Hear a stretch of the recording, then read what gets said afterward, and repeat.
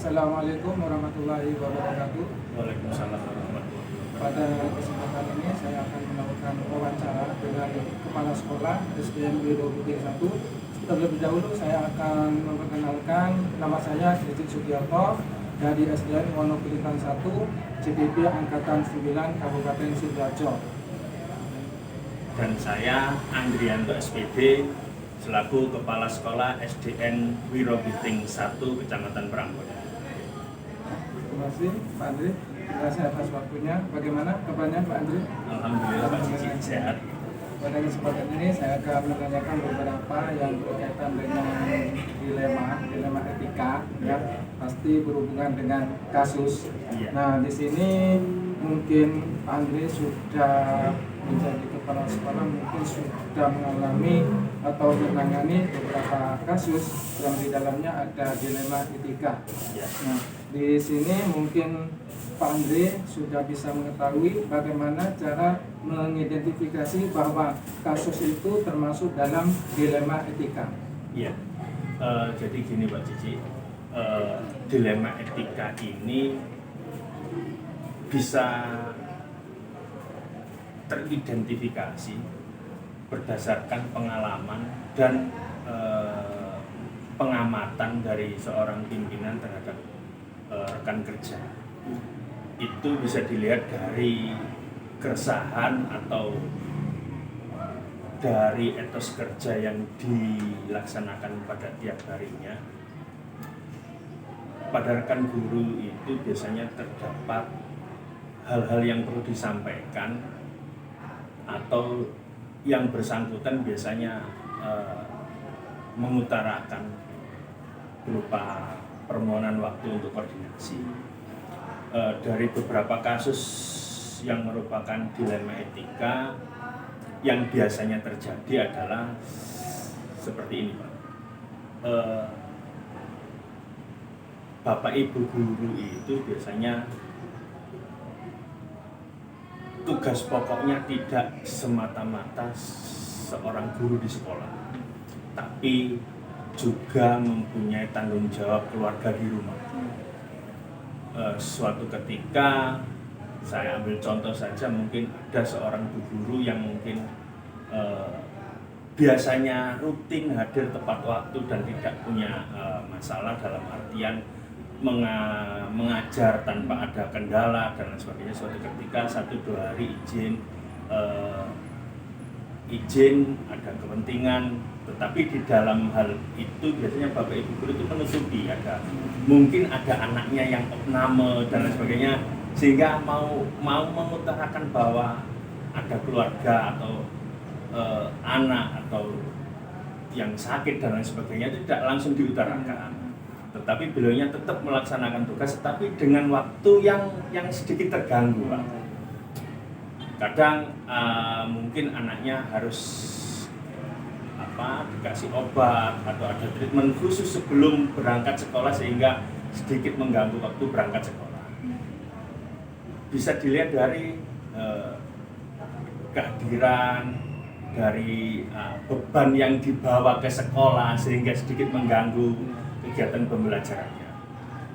Ada contoh lagi mungkin ini Pak Cici. Dari toleransi waktu ketika mungkin guru yang bersangkutan itu rumahnya jauh dari sekolah, dan suatu ketika mungkin kendaraannya bermasalah atau mungkin di jalan ditilang polisi dan lain sebagainya, sehingga ketika datang itu terlambat, maaf Pak saya datang terlambat, oh iya kita kasih toleransi, kita manusia, pendekatan manusia ke manusia. Ketika itu ada efeknya ke belakang dalam artian yang kalau dibiarkan berlarut-larut itu akan mengganggu kegiatan pembelajaran, maka kita sebenarnya sudah memberikan waktu dalam artian mentoleransi hal itu Pak Cici. Tapi kalau itu dibiarkan yang berkelanjutan itu nanti akan mengganggu kinerja, sehingga itu pun juga akan menimbulkan efek yang tidak baik, sehingga saya sebagai pimpinan secara manusiawi memaklumi hal itu, tetapi tidak untuk hal yang terus berkelanjutan, sehingga perlu perlu ada pendekatan dan perlu ada komunikasi yang dibicarakan secara intens. Mungkin seperti itu Pak Cici. Oh iya, iya. Untuk selanjutnya, nah pasti di dalam kasus itu Ya. ya pasti kan nanti ada jalan keluarnya. Ya. Ya. Bagaimana Pak Andre cara pengambilan keputusannya dalam kasus ini? Iya. Jadi gini Pak Cici,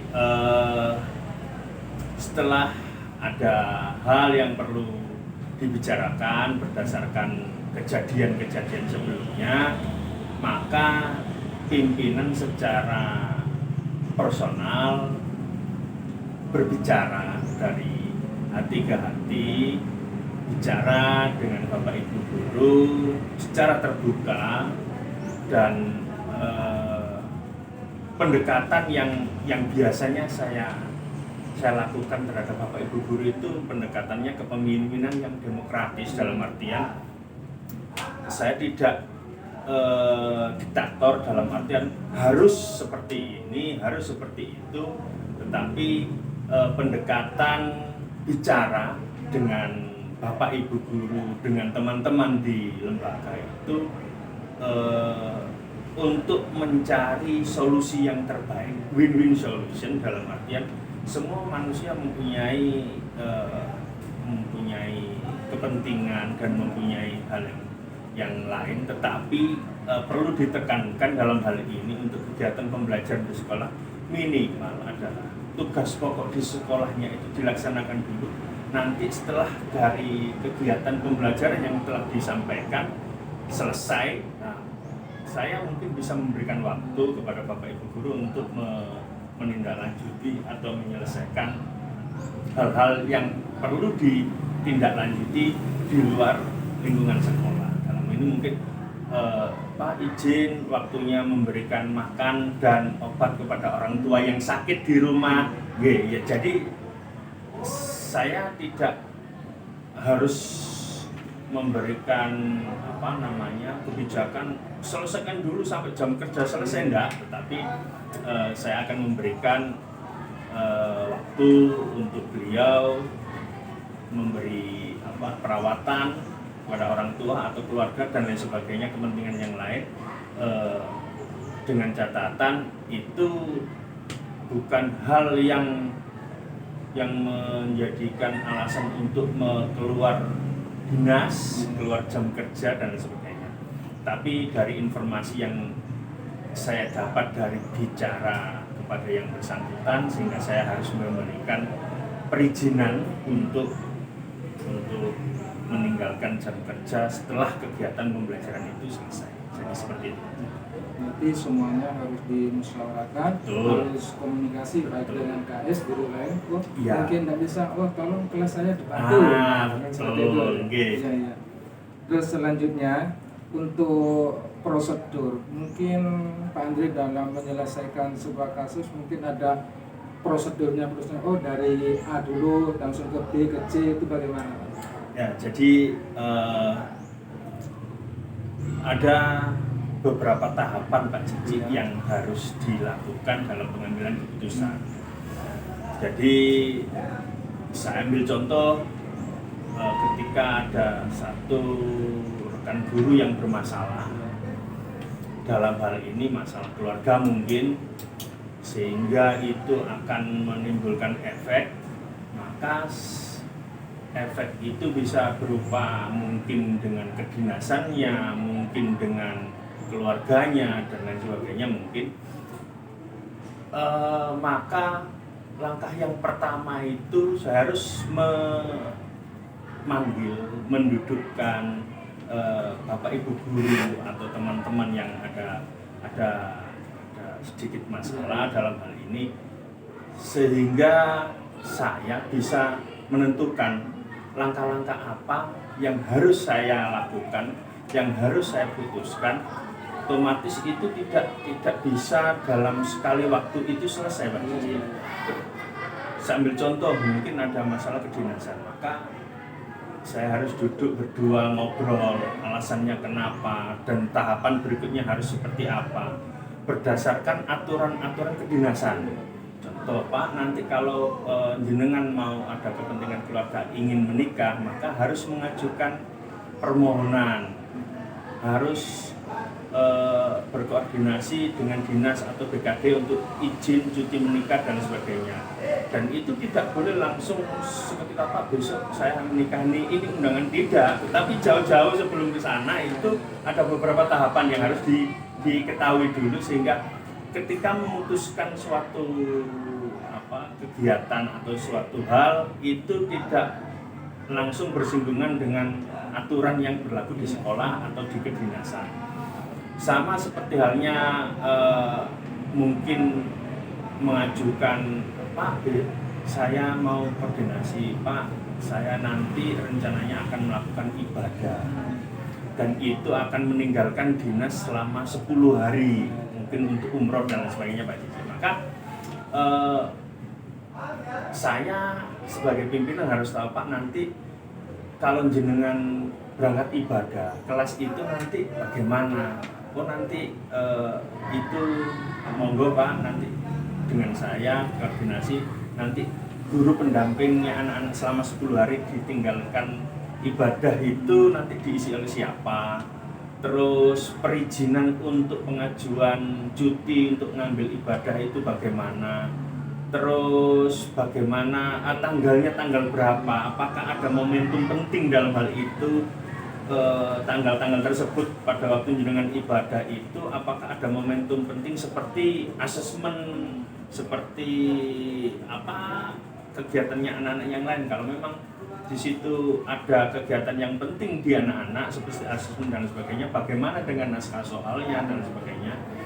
Yang jelas langkah-langkah itu harus dipetakan dulu, Pak, sehingga pada waktu Bapak Ibu guru yang ada kepentingan atau ada hal-hal yang sifatnya meninggalkan kegiatan pembelajaran itu sudah ada pengganti, sudah ada jadwal, sudah ada kegiatan-kegiatan yang anak-anak, sehingga kegiatan pembelajaran tetap bisa berjalan sampai dengan kegiatan itu selesai. Kalau memang itu ada aturan untuk lapor ke pimpinan dan sebagainya, mungkin yang punya masalah dengan keluarga dalam hal ini mungkin perceraian dan lain sebagainya, akan pimpinan juga harus tahu, Pak, tahapannya hari ini sampai apa, ketemu dengan siapa saja, apa saja putusannya, itu juga harus disampaikan kepada pimpinan, sehingga apapun permasalahan dari Bapak Ibu guru yang itu berhubungan dengan pribadinya, dengan kedinasan di sekolahnya, saya pun sebagai manusia tetap memberikan toleransi, Pak.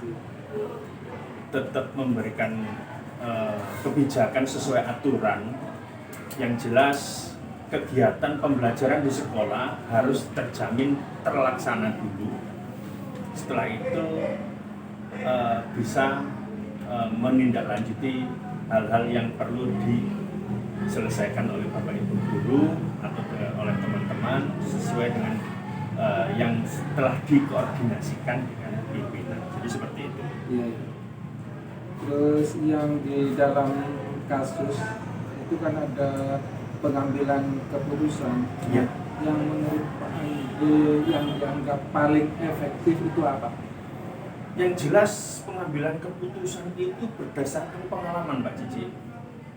Berdasarkan pengalaman. Contoh, suatu ketika saya ketika masih menjadi guru, dan pada waktu itu adalah saya guru olahraga dan satu-satunya guru laki-laki di sekolah.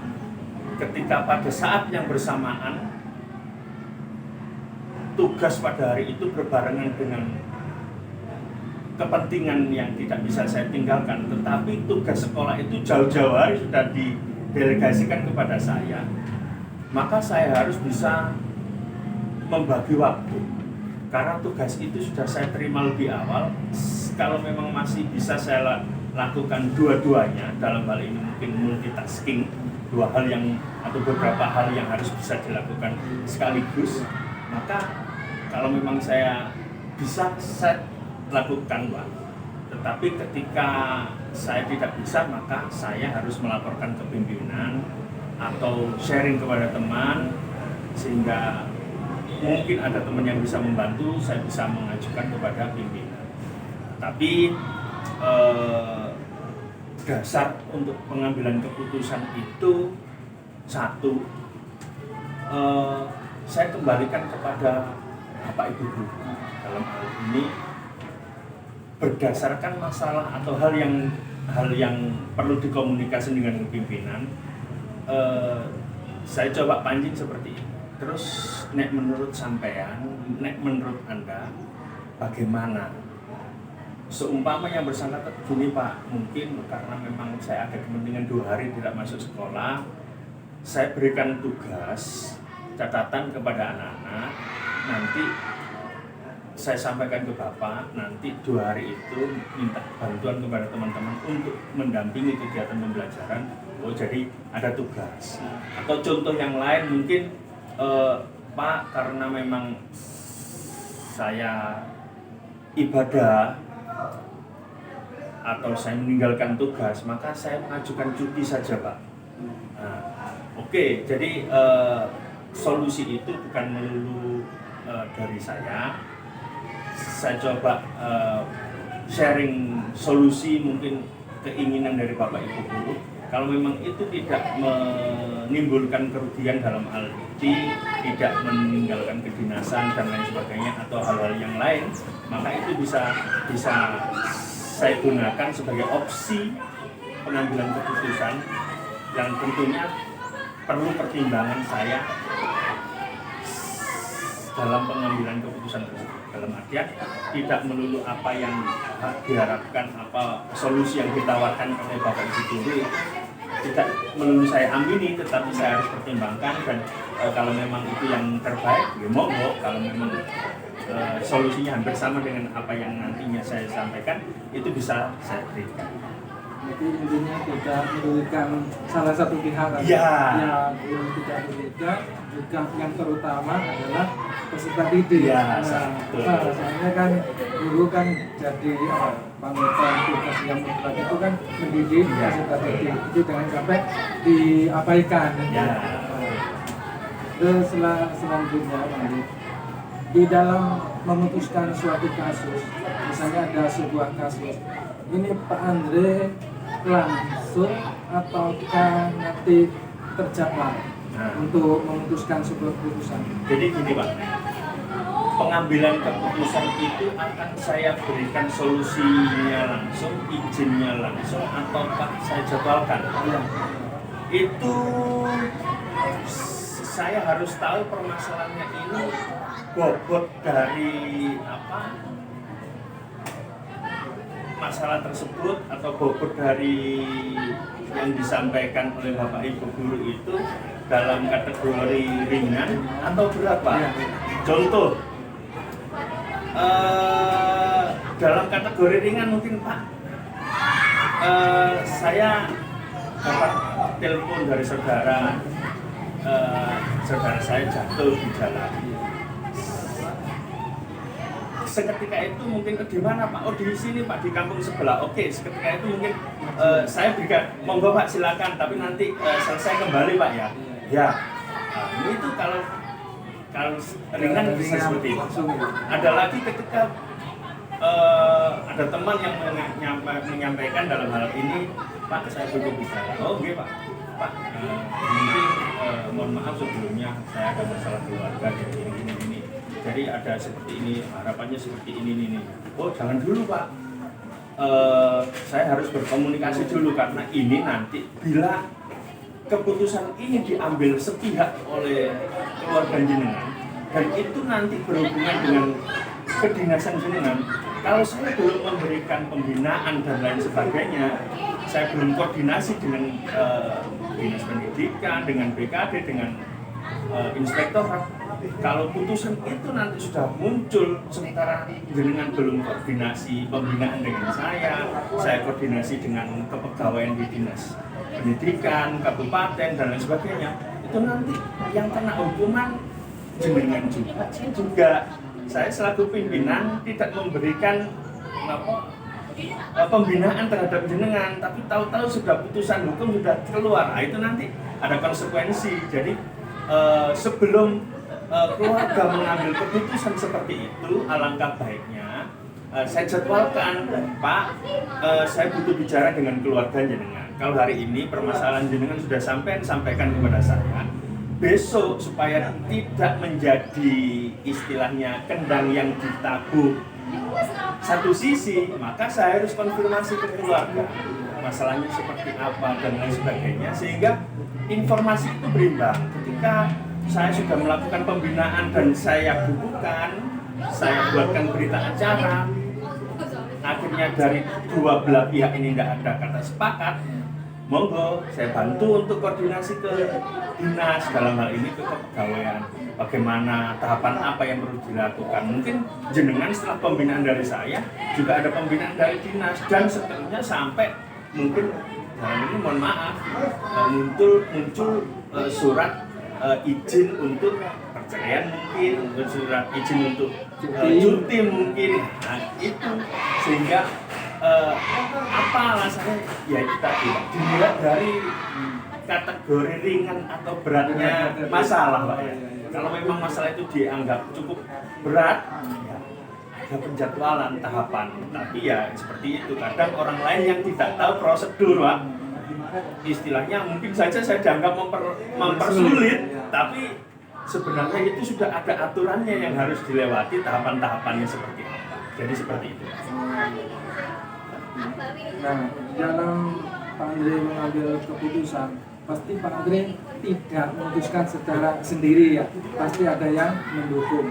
Nah, di antara yang mendukung keputusan itu siapa saja?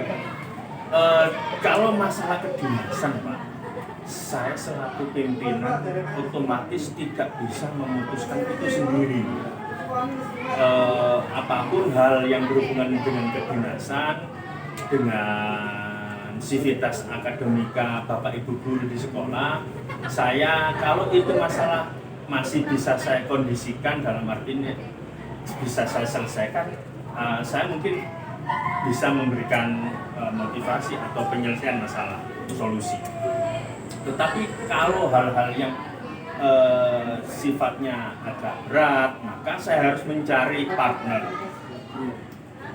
relasi, mungkin pengawas, atau mungkin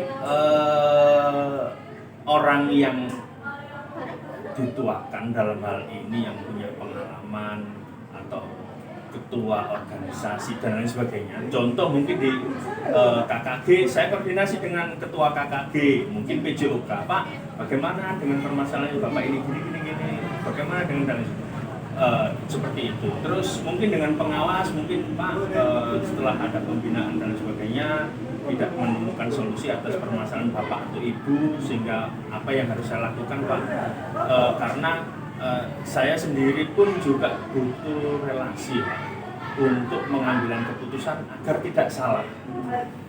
Maka orang-orang yang dianggap yang kompeten, yang expert, yang itu biasanya pengawas dinas, Pak. Terus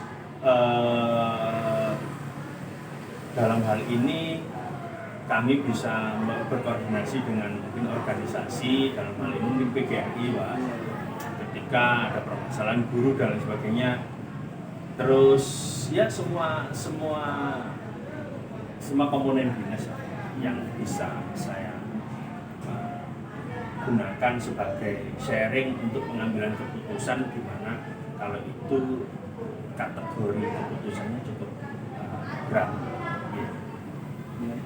Dari beberapa kasus yang sudah ditangani Pak Andre, nah pasti ada yang berkesan. Ya. Yang berkesan mungkin Pak Andre bisa sebutkan yang sangat berkesan nih Pak Andre dalam pengambilan keputusan itu yang bagaimana? Yang satu saja, yang paling berkesan di Pak Andre sesuai dengan pengalaman kasus kemarin. Nah, yang paling berkesan itu apa? Jadi kasus yang berkesan, mungkin ada, paling tidak masih ada. Oh, ini seperti ya gini, Pak. Mungkin memang manusia itu di dalamnya ada emosi, kadang pengambilan keputusan, meskipun kita itu tuh sudah merasa benar dalam pengambilan keputusan, kadang di pihak lain itu belum tentu keputusan yang kita ambil itu benar. Contoh, dulu pernah saya itu menegur anak-anak kelas 1 karena anak-anak tersebut itu bermain di dalam kelas pada waktu jam istirahat dan naik di atas bangku dan lompat-lompat. Pada waktu itu saya tegur, nah jangan naik-naik meja, nanti jatuh.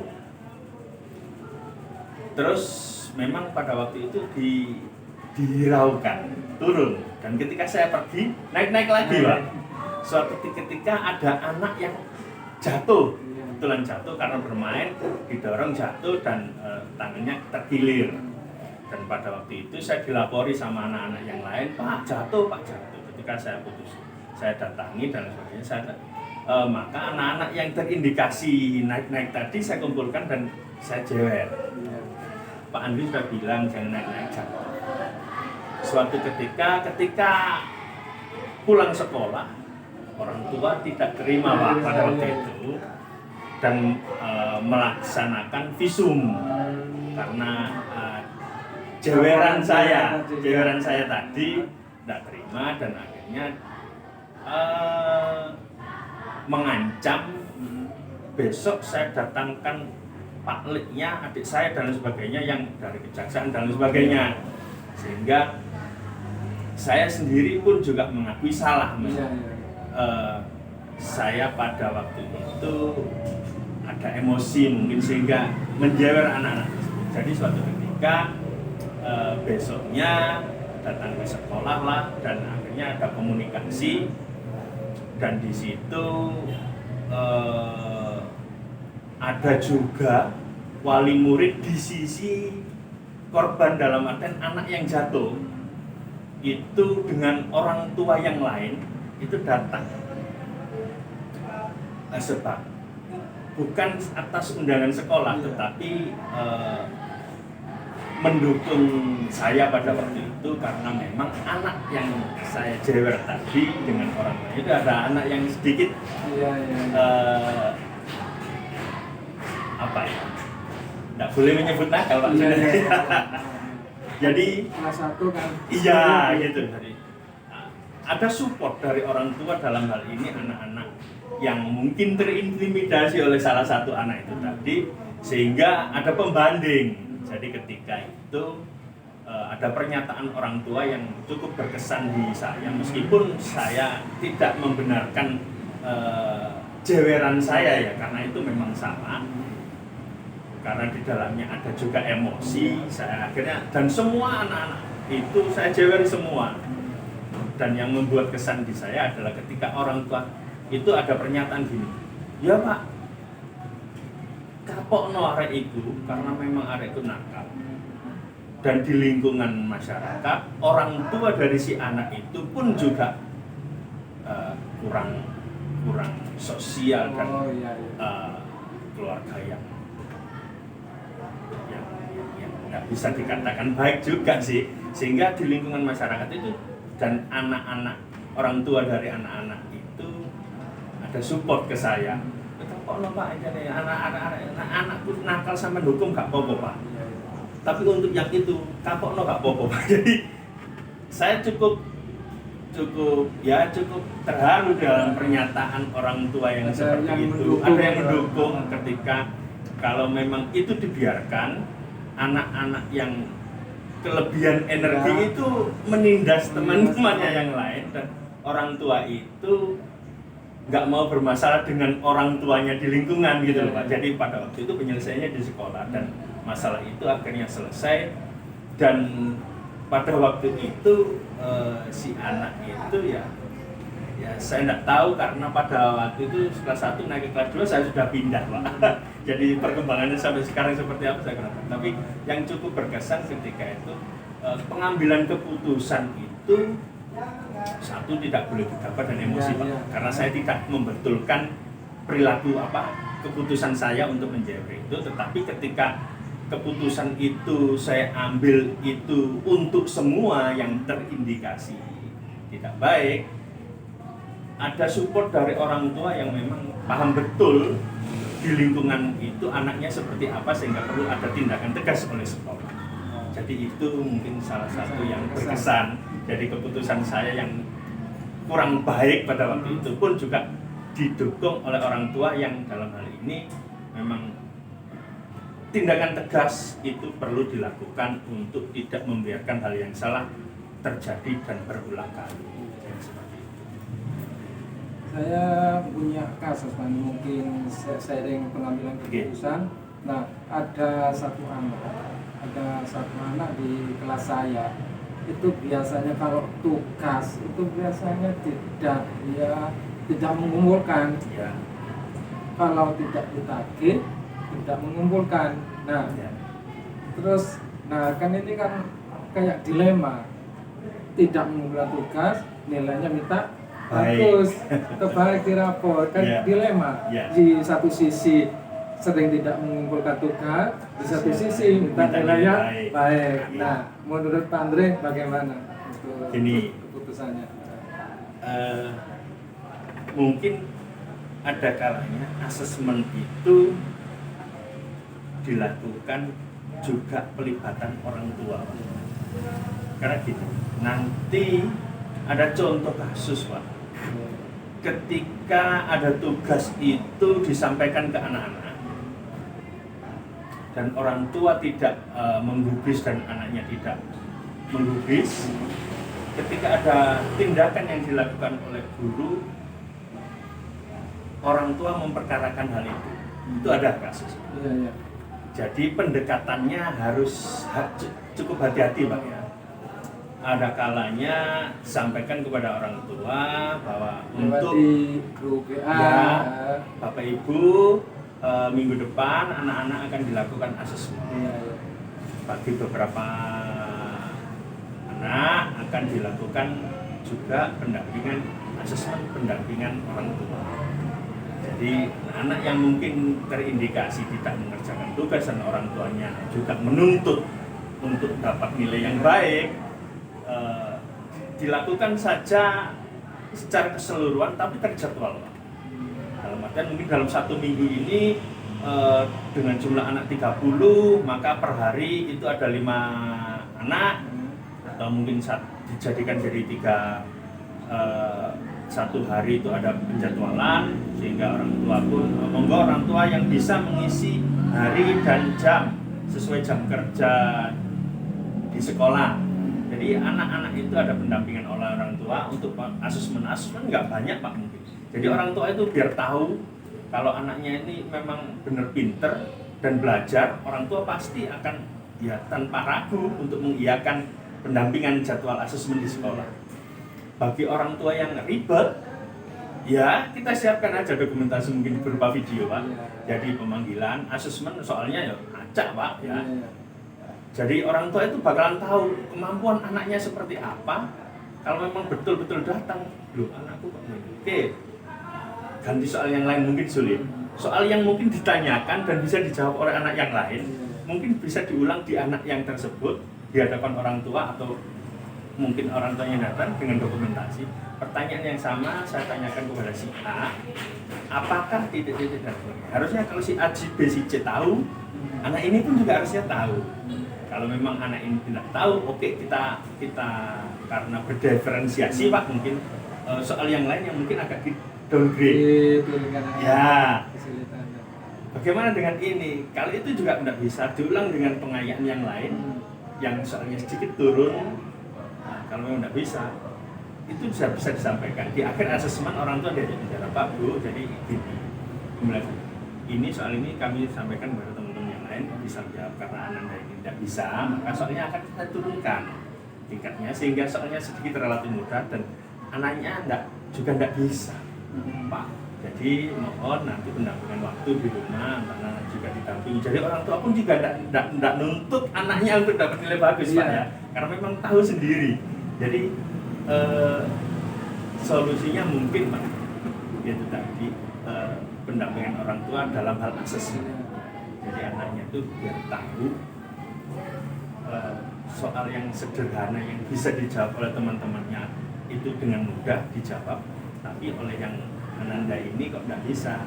Coba diturunkan karena diferensiasi atau teknis yang lain. Jadi orang tua itu tahu. Kalau orang tua kok soalnya sulit Pak, coba turunkan lagi. Jadi ini soal jadi perkembangan pembelajaran itu dinamis Pak ya, sehingga orang tua pun juga nggak boleh serta-merta langsung menyalahkan gurunya dalam artian soalnya keangelen dan sebagainya. Oke, karena ada opsi yang soal yang berdiferensiasi sehingga anak ini setelah diturunkan tingkat kesulitan soalnya pun juga nggak bisa, jadi orang tua pun harusnya paham. Jadi perlu dipahamkan antara orang tua dengan kondisi anaknya, asesmennya seperti ini Bu, tapi Pak, nanti orang tua berdampingan pembelajaran. Jadi seperti itu. Jadi orang tua nggak bisa menuntut nilai bagus Pak ya, karena tahu kondisi. Berarti nanti seperti remedi Pak. Iya. Soalnya kan ulangan kan satu kecamatan sama, iya. Nggak mungkin sih yang nggak pinter, ulangin ini nggak mungkin satu kecamatan. Mungkin diadakan remedi oleh guru kelasnya masing-masing.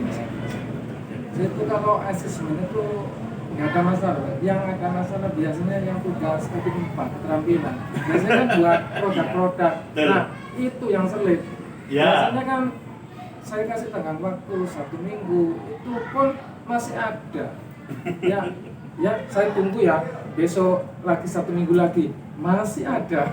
Ya, itu mungkin menurut saya kan ada beberapa orang yang kerja sibuk kerja sampai pulang malam, jadi nggak bisa anaknya itu didampingi, ya itu kurang dampingi anaknya.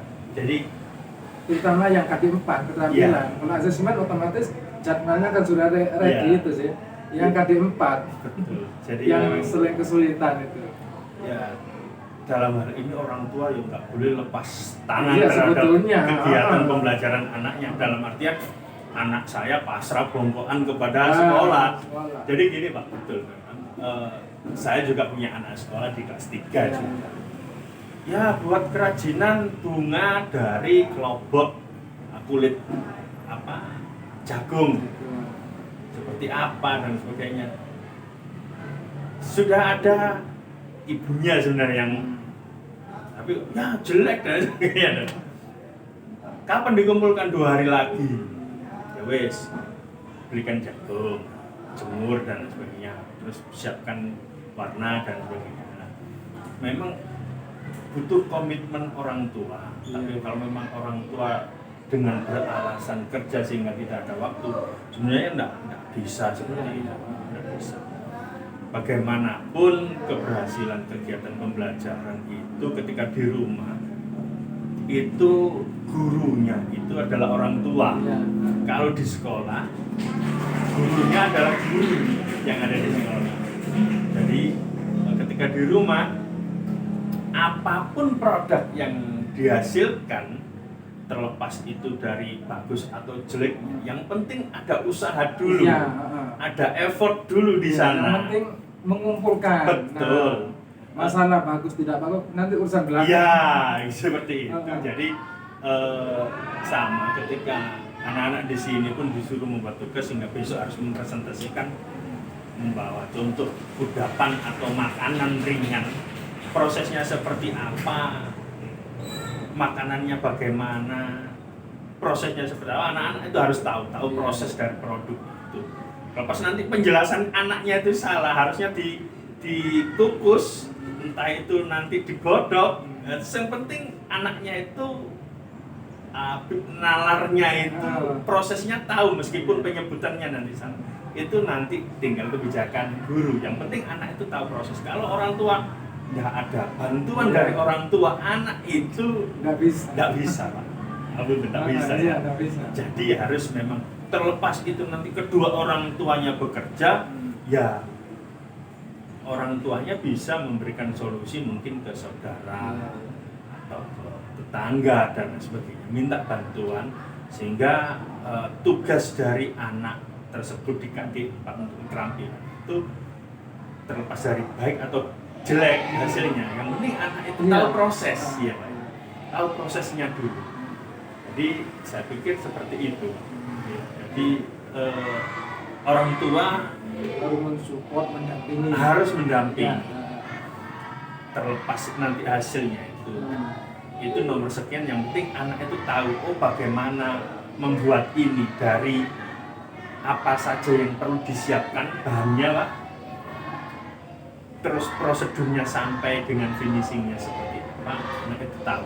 Disitulah intisari dari proses belajar, proses Pak. Jadi,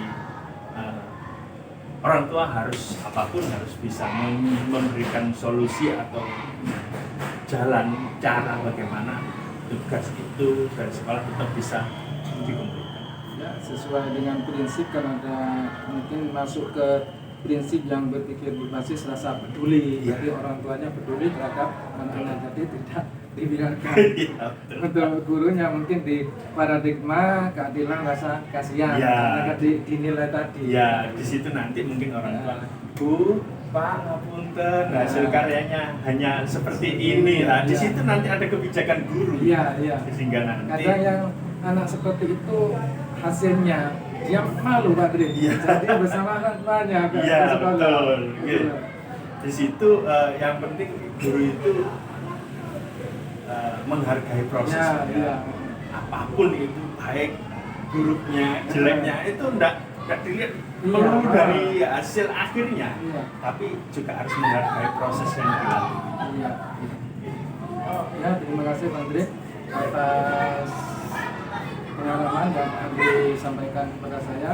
Mungkin saya ada beberapa refleksi dari apa yang disampaikan Pak Andre. Yang pertama, dari cerita Pak Andre menyelesaikan kasus ini harus ada toleransi, musyawarah, jadi harus semuanya dikomunikasikan, jadi tidak sendiri-sendiri. Jadi harus kepala sekolah, guru paling tidak harus mengerti semua masalah yang dihadapi itu tersebut. Jadi harus toleransi. Jadi Pak Andre sebagai kepala sekolah tidak harus saklek, harus begini, tidak diktator. Berarti harus katakanlah luas. Nah, terus yang kedua, segala sesuatu harus dimusyawarahkan, Pak Andre ya. Jadi mungkin Pak Andre punya keputusan ini, mungkin yang lainnya tidak seperti ini. Jadi kita satukan suara mana yang terbanyak, mana itu yang tidak merugikan siapapun. Terus yang ketiga, harus adil. Keputusan yang diambil tadi menurut Pak Andre jadi harus adil, tidak merugikan siapapun, terutama peserta didik ya. Jadi peserta didik nanti belajarnya harus nyaman, enak, jadi tidak terganggu oleh apapun. Nah, terus yang selanjutnya tadi Pak Andre mengatakan ada menyelesaikan kasus terjadwal atau langsung. Nah, Pak Andre tadi sudah menyampaikan dilihat dari ringan beratnya. Kalau ringan tadi Pak Andre langsung diselesaikan, bisa selesai. Terus kalau berat nanti melalui terjadwal. Itu kalau berhubungan, apalagi berhubungan dengan dinas kabupaten ya. Terus yang selanjutnya, segala keputusan yang Pak Andre yang diambil itu tidak dengan emosi ya. Kalau dengan emosi pasti nanti keputusannya merugikan salah satu pihak ya. Terus nanti untuk masalah saya tadi, masalahnya yaitu jalan keluarnya, jadi harus koordinasi dengan orang tua. Misalnya kalau ada tugas bisa di-share di grup WA ya. Terus untuk ulangan juga asesmen. Terus nanti misalnya anak-anak mengerjakan sesuatu misalnya jelek, itu tidak dilihat baik terus bagusnya, tapi nanti dilihat dia mengumpulkan upayanya, dia mengumpulkan bagaimana. Nah, itu yang dilihat. Terus yang tadi harus komunikasi guru, maka paling tidak guru nanti ada rasa peduli terhadap anaknya, nanti dilihat dari ulangannya ini sekian, nanti diadakan remedi agar anak tersebut mendapatkan nilai yang baik dan bagus. Nanti otomatis nanti dirapinya juga nilainya baik dan bagusnya. Terima kasih Pak Andre atas waktunya ya, atas dilema etika ini. Sekian dulu wawancara saya sama Pak Andre, Kepala Sekolah SDN Wirobiting 1. Mungkin ada salah, kata-kata yang salah, mungkin Saya minta maaf yang sebesar-besarnya. Wassalamualaikum warahmatullahi wabarakatuh. Waalaikumsalam warahmatullahi wabarakatuh.